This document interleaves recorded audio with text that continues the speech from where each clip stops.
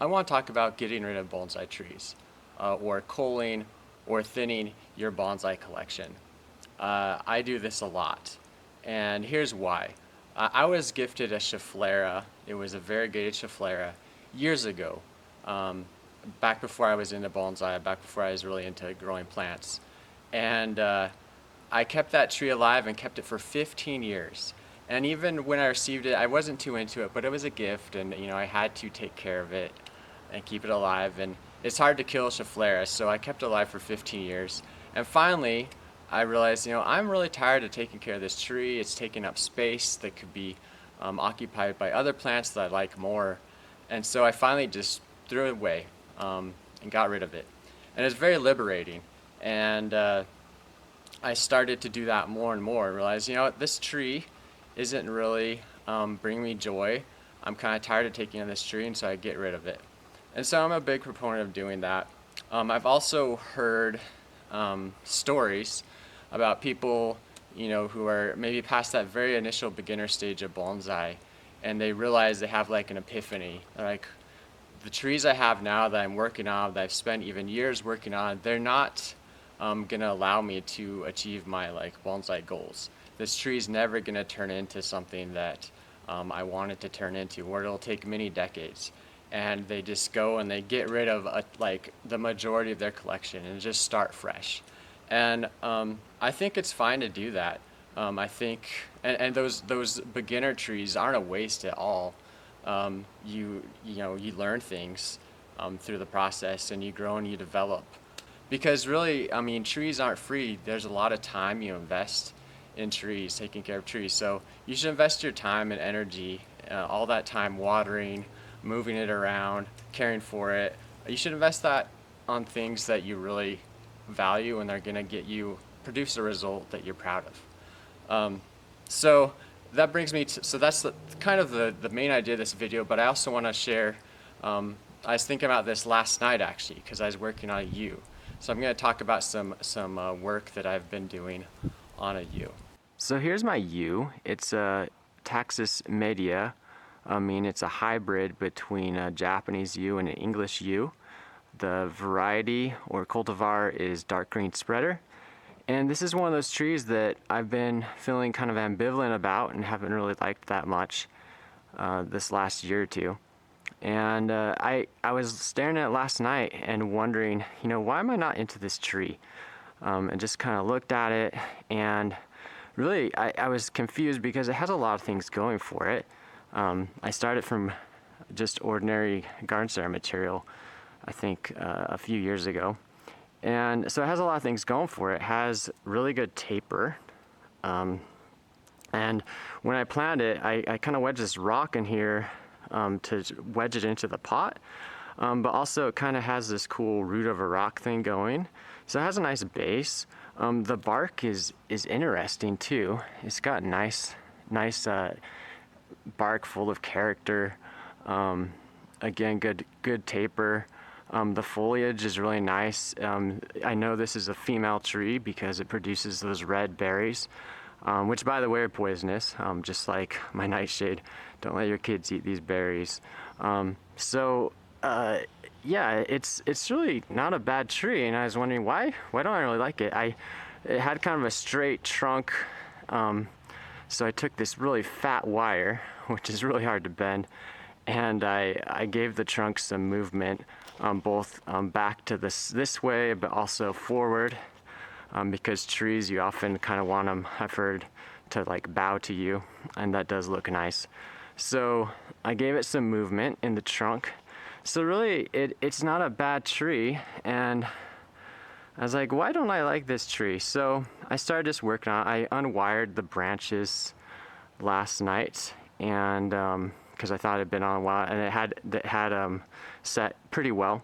I'm gonna leave this big wire on for a little bit because I don't think it would stay put.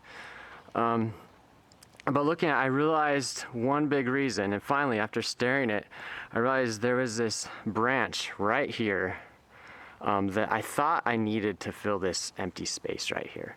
And so I had this long spindly branch, and I'd kind of curved it around. I'll show some pictures of it before I did the work last night.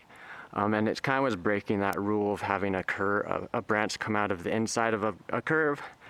And I said, you know what, who cares? I don't care much about this tree. Let's just cut it off. So I cut it off, and instantly it was way better. And I realized I'm up here in the apex, I could use this branch right here, which I redirected with some wire, to fill up that space a little bit. And really it just creates some negative space that is good in bonsai. It's good to have negative space, and makes it interesting. Less is more, as I've heard Peter Chan say and others.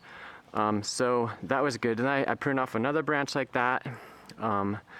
Then I just did a little bit of light pruning on the top. I just kind of this was completely spontaneous, just worked on a tree. I pruned up some of these longer shoots just to help it ramify and stop extending those places, and backbud. And that's another great thing about you. They backbud readily on old wood. So this, for instance, just has popped up right on the old wood. So some other things have popped up on old wood since the first styling. So I did all that. Then I worked on the apex and brought that down more to make it a more compact tree. And you know, with all that work, I cleaned up the bottom a little bit, pulled some weeds, trimmed up the sedum a little bit. And after doing that, I stepped back and I thought, you know what, I like this tree so much more.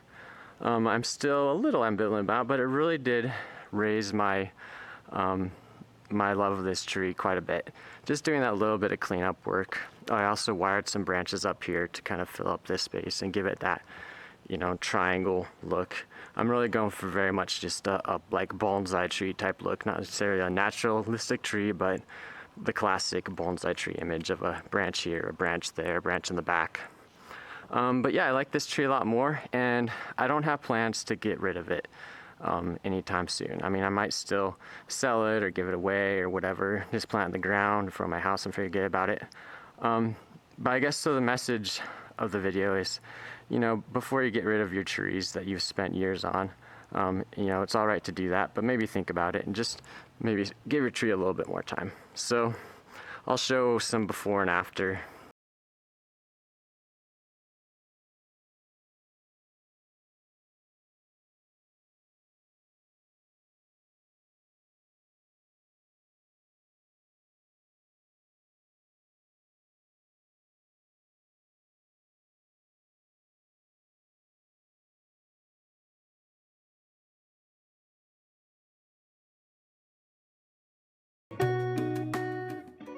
Alright, so to quickly conclude, don't be afraid to get rid of bonsai trees and start with something new. Even if you've had that tree for, you know, years, I don't think keeping a tree around just because you've had it for years is a good reason necessarily to keep that tree.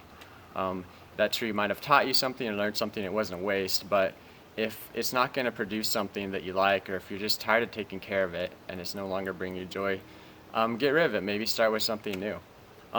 That being said, I won't be too hasty based on my experience with my yew that I wasn't too excited about for the last year or two. You know, maybe give it some time, put it aside. I think you don't have to necessarily throw out the tree. You can give it away to somebody else who might value it. You can sell it. And the big thing I like to do is trees I think, well, maybe this will turn into something later that I might want to work on. I like to just plant them in either my grow box or just at a random spot in my yard and just forget about it literally for years. Just put it aside for years, let it grow, and maybe you'll come back to it and appreciate it.